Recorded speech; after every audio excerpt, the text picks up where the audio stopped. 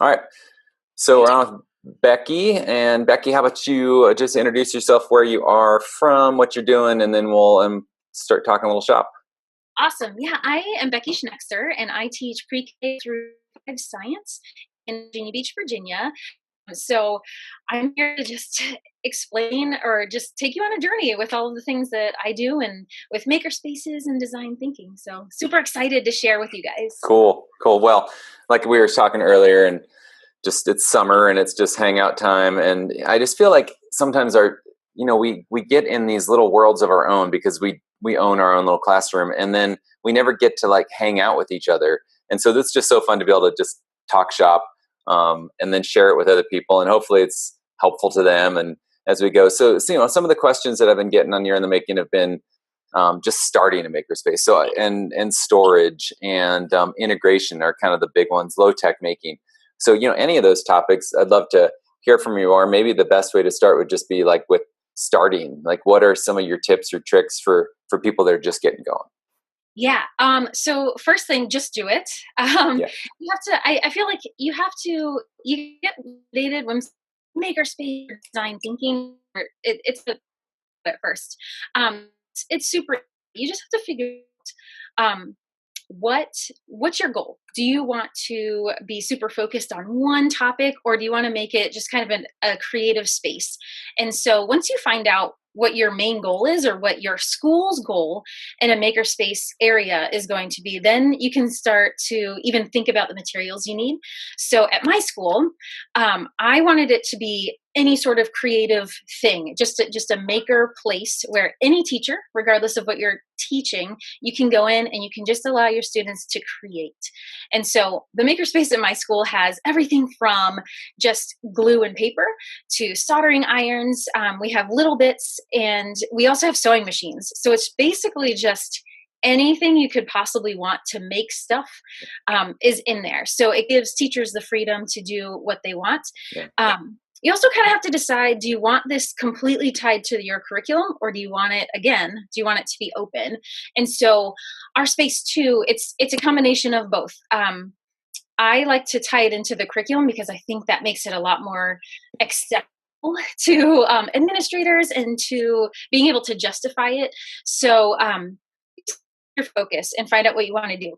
And I just wanted to show 2 books, because when you're starting to think about makerspace, this one is awesome. It's Worlds of Making, and it's literally, part of the title says Best Practices for Establishing a Makerspace for Your School. So this is amazing. It's by Shout Laura out to Laura Fleming, if you're out there. And if you're not on Twitter, you need to get on Twitter and follow this lady, because she rocks. Yeah. So this is awesome, and it's a thin book. You can see it's very concise, and it's easy to read, and you'll read it in a day. I promise you, you won't want to put it down. And then the other one is called Launch. And this one is awesome because it jumps you right into design thinking, which a lot of people think is super complicated, but it's totally not. Right. Really awesome thing about this book, in the back, they already have activities and graphic organizers for you. So it's pre-made, and it helps launch you into, pun totally intended, launch you into design thinking and your space. And they've got a great little video too, I think, that just goes through the kind of their launch cycle, which it's really just a different version of design thinking, but it still has all the same components. And it's really digestible, I think. Yeah, it's perfect. So check those out. So get your focus, check out those books, and just, hop on Twitter, hop on the internet, and see what people are doing. Yeah, who are your favorite people to follow? So you got Laura Fleming. Oh man, now you're putting me on the spot. Laura Fleming, Alice Keeler is awesome. They're looking at any sort of multimedia stuff, especially with Google. I don't follow necessarily just exclusively maker type people. I like to follow a lot, like Dave Burgess is awesome, and Shelley Burgess. They are just passionate, enthusiastic teacher cheerleaders, and they have a publishing company too with tons of books just about teaching and thinking creatively and bringing your passion to the classroom. So those are my favorites to follow. George Couros, George, love him. Yeah, and after this, I'm gonna think of a whole bunch of other Well, you people. can send them to me and I'll post them up. Awesome, good. Yeah. So like, tell me, what's your story? Like, how did you, and I know you partly well professionally, but like, how did you even get into maker space or into, constructivism, hands-on learning? And like, because what's your background and, how did that work for you? Oh, good question. I could probably talk about that for days. I So when it comes to education, just in general, I used to teach every subject. I used to teach fifth grade, everything: math, science, social studies, language arts, all of it. And then I had the opportunity to move just into science. And prior to moving just into science, um, I just fell in love with science because a lot of times there's a lot of pressure in the classroom and science is just kind of put in a corner. And so is social studies. We're like, oh, those aren't so important. You don't need those. But you totally do. So I kind of made it my thing and brought it to life in my classroom and just kind of put a lot of energy into teaching science hands on and finding creative ways to connect with students so that um, they didn't think that science just happens for 30 minutes in this lab, but it's happening all the time and it's everywhere. So I just kind of jumped into it and just started reading books and looking at jumping on Twitter really kind of Yeah. opened the whole crazy world of people and resources. But just really great education, hands-on application-based learning is a passion of mine. And I am very fortunate that I right now only teach science and I do math instructional coaching. So Nice. I can really jump into just focus on um, those concepts and making it real. So naturally, when this buzzword makerspace started coming up, I was like, what is that? Yeah. And I just took field trips to different schools and libraries just to see what they were doing. And Nice. seeing everybody's different take on it is amazing, and just making connections to different people. That's just how I jumped in. I think it's makerspace is just a fancy way of saying good teaching. I think it's a Right. holistic Yeah. approach. So That's great. I like that. that's really where I am. And then I wanted it to happen in my school. So and this goes back to when you're starting off trying to build a makerspace, you need a team. You need Mm. people that are going to jump on that with you. You can have the most amazing ideas in the world, but if you don't have at least one other person at your school that's really going to help you emphasize the importance of it, it's just going to be you. It's going to be Yeah. the you show. So Right. uh, I just started pinging different teachers at my school, and um, really what I do is I usually find a curriculum project that I'm going to be interested in because I'm going to be invested in it. But then I think of a colleague that would totally jump on board. And then I say, hey, I have this idea. Do you want to do this with me? Yeah. Uh, and that's how I infiltrate and built my team so that makerspace could be a thing at my school. Yeah. So do you So guys have a room then is your room that just became it, and how did that evolve, and what things what things would you pass on that could save us all time? Oh, okay. Well, I real estate in a school is it's hard to come by. So I know Yes. that's a big challenge. Our middle school makerspace is a closet, and they just kind of turned it into a makerspace and then apologized later. So sometimes you can do that if it's a really small space that's not being used, but rarely that's the case. In lower school where I am, I saw a really cool room that has a bunch of windows into the hallway, and I was just thinking, I pitched the idea of, hey, why don't we have a creative space that we can show off with all these great windows? People can look in and see Ah, on. So I kind of had to pitch the idea. The same thing where if you're writing a grant, you have to get your yeah. information and sell it. So that's what I did. I got information. I picked a space. I picked out materials that I would want to use. I got a couple teachers to get on my team, and then we pitched the idea to our parents association, actually, Ah, and they jumped on board and supported us financially to start. yeah. That's kind of almost like doing a mini grant, and I've heard that before with your PTA or OPT or whatever organization of parents and teachers or community members, because they're already vested in it. You're not trying to sell it to some foundation that doesn't know your school. So you really, I mean, a little bit of money can go a long ways. Yes, and it was just a little bit of money, but it was enough where I used that money to buy the storage materials that we'll talk about in a second. And then really the materials that we're using to build, I just took from my classroom. I just sacrificed some things like Connects, and I just put the Connects in there, and some Hot Wheels tracks. And glue and crayons and scissors, and cardboard is like the best. Yep. You can do anything with cardboard and those brass fasteners and rubber bands, I'm convinced. Maybe a little duct tape in there too. Yep. But yeah, if you can find someone who will at least just give you a little bit for the storage aspect of it, and then the space, sometimes it's just in the corner of your classroom. That's how it starts. Yep. Or in a closet. Or it could even be just in an alcove in the hallway. It just depends on your fire marshal rules. Yeah. But yeah, real estate it's a big thing. But if you start it and you show that it's successful, a lot of times your administrators or your parent association will say, "Oh, that's awesome. Let's make it bigger." And you're like, "Yes, let's totally do that." That's great. That's great. So storage, like we just got back from ISTE company, and we're trying to, like, so here, let me just turn the camera, so like our storage just blew up, right? I mean, everything's just out, and we've got bags back, and I was trying to find a good location to even do. I was like moving things around. So, and that happens. Makerspace is messy. And I know a lot of people get like scared, and they don't, like you said, don't just start because of that. So what are some kind of tips? Do you like bins, or are you more drawers, or what are kind of your things that you've seen work to keep it organized so that you're not, burdened with this whole cleanup thing, right? Yes. So bins are what I use. I started off by using shoe boxes just because I didn't have anything at first. And so I just asked all of my families, if you have shoe boxes, send them in. Nice. And then shoe boxes, hopefully they come with a lid. And if they don't, it's okay. It's still a box. It's nice and sturdy. But if it has a lid, you can, hide stuff in it, and you just use a little Sharpie on it and mark what it is.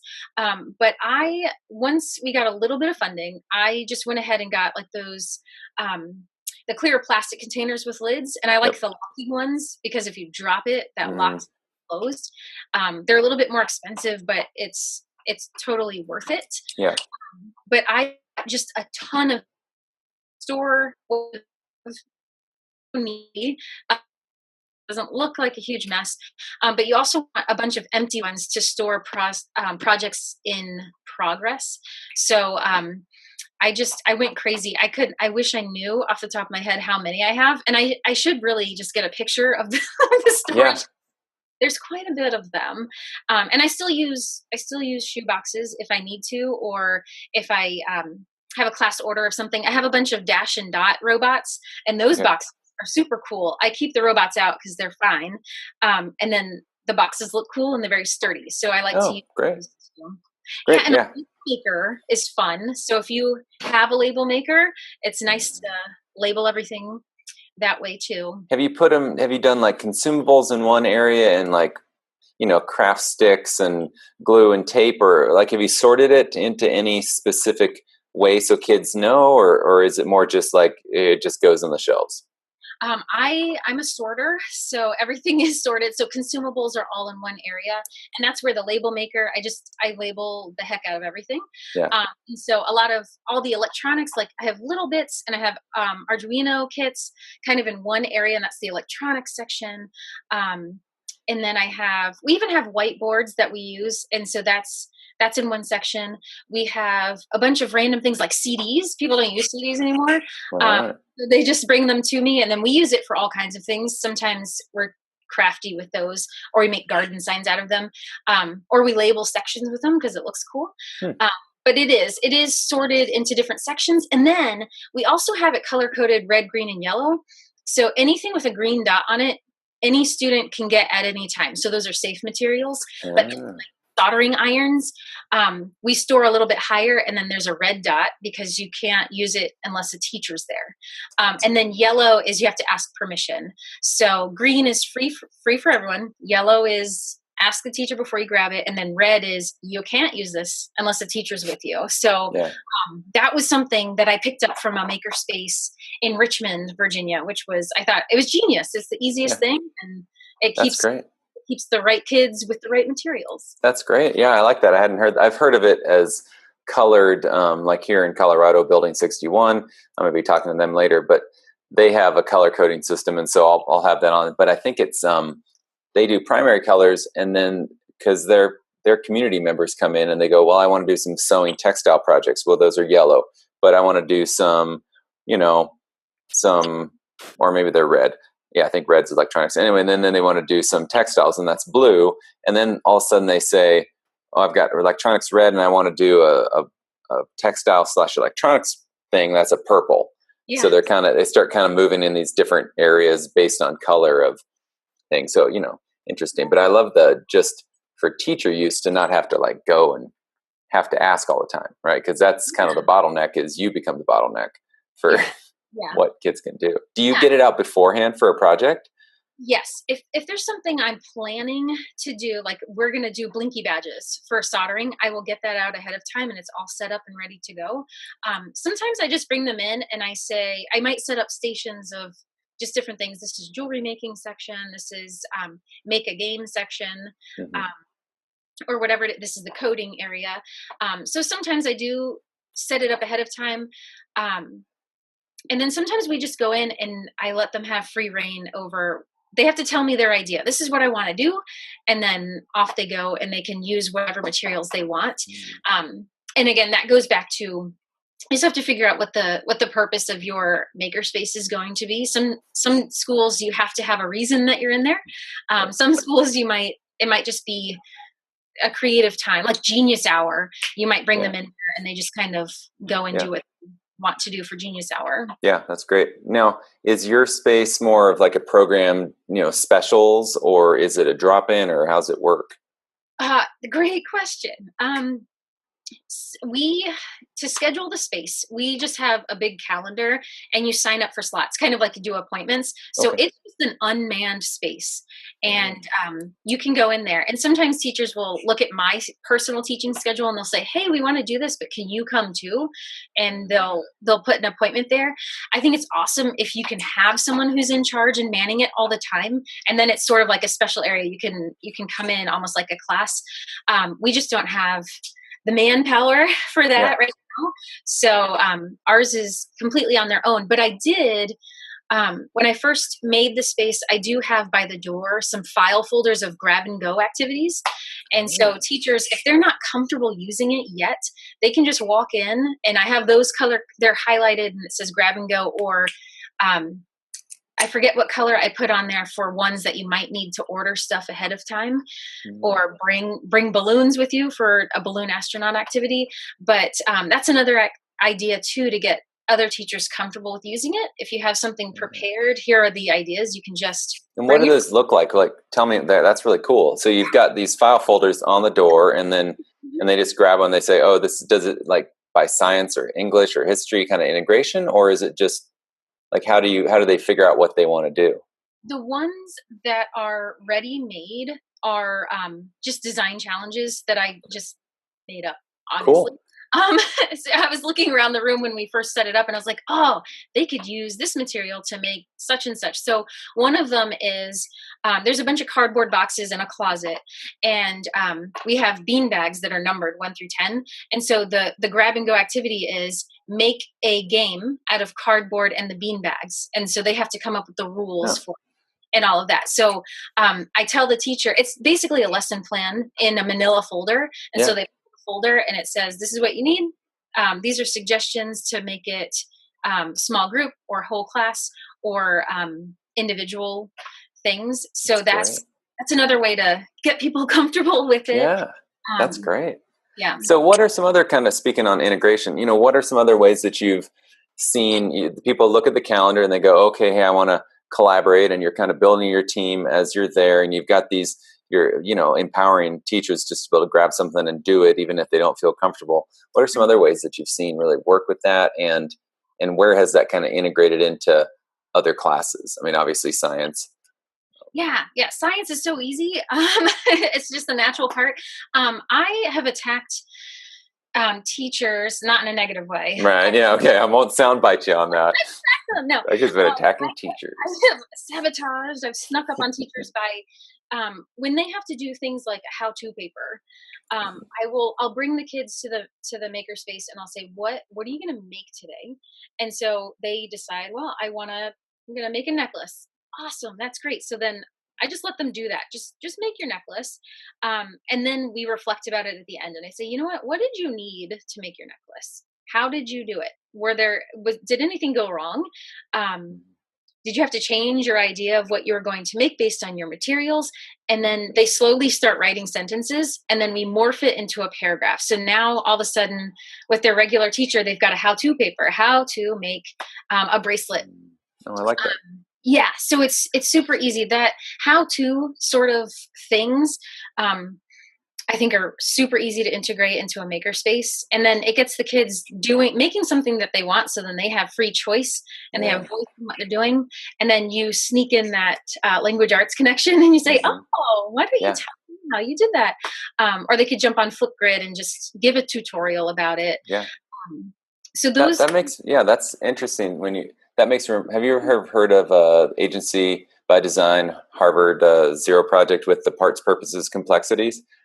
Yeah, so you're almost helping them to understand how to create something by reevaluating what they already did. And then in the future, that's almost like building troubleshooting skills in there too.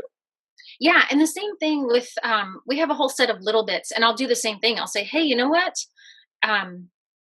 Just make something that blinks. And so then they have to figure out how do I use these pieces and make it blink. And then again, you sneak in that, hey, how did you do that? Can you write me a paragraph and I'll read it later? So you just have to be creative about what you're doing. Or even if it's something like the Civil War, you just take let me get a good example of that. Oh, okay. So Civil War, they had to camp outside.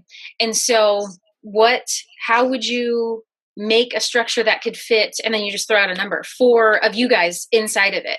And then they have to literally build it. And then they'll talk about it, or I'll make them take pictures of it and then make a slideshow showing the process of what they did and showing them inside of it and all of those things. And I was going somewhere with that, and now I forgot where it was. That's all right. You know what you're doing though, which is really cool. And I hear this from teachers all the time, is like, how do I give them a design challenge? And you said, well, I just made it up, and you just tell them to do this and do this.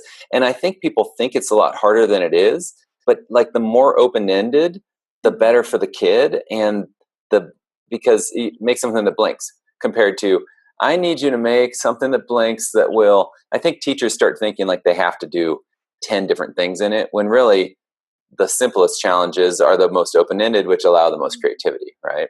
Yeah, and if they finish in 45 seconds, that's when I start saying, "Oh, I said blink. I really meant blink and do something else."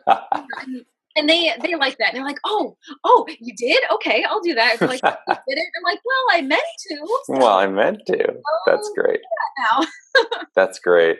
Yeah. So we've got some storage stuff we've talked about. We've talked about some integration, and kind of how you got started. And other questions that are kind of out there are, okay, so what this all costs so much. I don't have money for little bits. I don't have money for Arduino. You say all these great words, and yes, I would love to, but I only have $300. So when people are really just getting started, and a great advice on just getting shoe boxes and maybe getting some money from your parent teacher organization, some space from your admin, or making it a corner of your classroom or a closet. But what would be your suggestions of just getting going where the students are having creativity, but not just breaking the bank?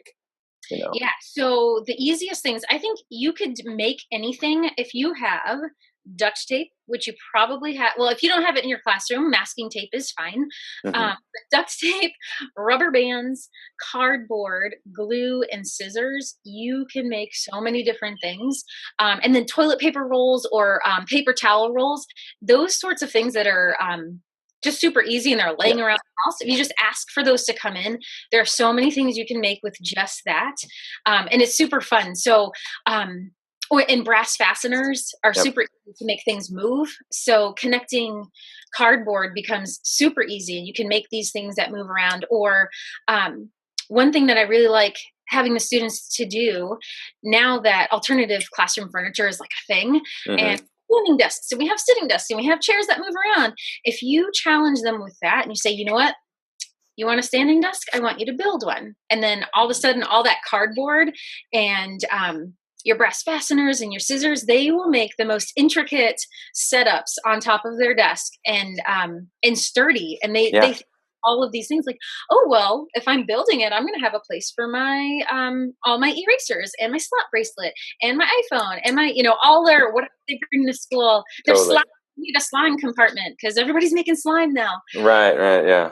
But those are some of the easiest things. Just cardboard, really, just cardboard That's is great. amazing. And do So you get that just from the school, or do you have people bring in extra boxes? And nobody manages your space, so who's cleaning this thing up and setting this thing up? And yeah, great question. A lot of times it does fall on me. Teachers are they're pretty good at cleaning up what they need to do.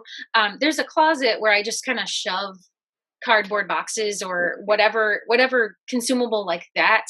That's a staple for a makerspace. Mhm. Just goes in the closet, and it sometimes it's if you're familiar with Geller's closet that she opens, and it's a crazy mess. It's kind of that. That's okay because it's most of the time you open it up and it all falls out. And you have this magical waterfall of cardboard that you can use to make things. There you go. Yeah, but for the most part, they're good at keeping clean. And with the bins, if everything's just in the bin, it's fine. It doesn't have to be, all the pencils facing the same way because it's hidden. It's in a container. So, piggybacking off that a little bit. So you said, you've got to, and I see this too all the time. You have an unmanned space and it falls on somebody and it falls on you, and yet you do it because why? I mean, you love it, but like why? When somebody says to you, "Why are you spending this extra time to do this?" and you say, "Well, because it helps the kids," and like what do you come back to them for? I I am so I said before, I'm just super passionate about great teaching. And part of that is having kids make things and fail and learn from that failure. So having a maker space and going through all the extra steps to organize and clean up if someone didn't quite clean up the way that they should have, I Right. just feel like it's worth it. It's the same thing with in your classroom. There's a lot of extra stuff we do, not because our paycheck's gonna that dollar amount's gonna raise Right. because did this really awesome extra thing, but just it's important for the kids. And so I just do it. And I hope, and I think I do, I think my colleagues do see the value in it, and the students are just talking about it all the time. When are we going to go to the makerspace Right. again? And I'm like, yes, that's what I want you to say. And that puts a little bit of pressure on people to use it too. So if I in science class brought the kids to the makerspace and they're talking about it all the time, their classroom teachers then like, oh man, okay, well, I Yeah. guess I'll bring you there. Let me figure out how to make it work. But Right. it's so worth it on so many levels for the kids, for you as a professional, and just seeing kids' excitement and what they can do. I think a lot of times we think kids, they can't possibly build a standing desk. Well, I can tell you I've done that for 4 years and they do it so well, and they are so invested in it. It's super important, and they get excited and they want to be there. So Yeah. that one is worth all of the extra hassle that might come along with it. That's cool. Yeah. Well, and I get that question a lot. You're like, okay, why is it not just plain? Right. Right. But when there's a slime container for the desk, I mean, they're starting to think purposefully about their Yeah. environment and why they need to do what they need to do. And it's not just a worksheet where somebody else tells them what the A is. They kind of tell themselves that this was worth it to me, and I spent my time on it. And then they have to destroy their paper desk though, and Yeah, and you keep it as long as it survives, and then if it survives the whole year, that's awesome. yeah, Actually, you've got a structural engineer on your hand. there you Um, go. I mean, that's an easy way. They just built this desk, and then you can infiltrate with math, and you say, "Oh my gosh, how high is that? How long is it? What's the volume of that? How many square inches do you have there?" So you can ping off of whatever you're teaching in another subject, and just bring them back to that. Well, how did you decide that the slime container was going to be 5 square inches instead of 5 square centimeters? And so then they do. It's that critical thinking. Why did I do that? Why did I Why do I care that my pencils are over here? Or, just all of those things. That critical thinking is super important for them. Yeah. Why? I had a question too I was going to ask, but I can't remember. Oh, projects in process. Like, what do you do with in project process? And you said you keep it as long as it lasts. Like, where do you see the value of that, and then just the practical storage of that? Great question. When it's so it ends up, my classroom in particular, and in the makerspace, when we've got lots of projects going on, it's a mess. It looks absolutely nuts, but I just call it creative chaos, and it's totally Nice. fine.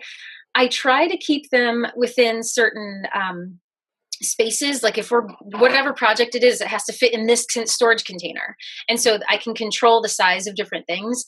And then if they have lids, I can just stack them in a corner somewhere, or we have a few cubbies in the room where we can stack projects on top of each other and kind of shove them, or put them in the Monica Geller closet, There you go. the cardboard.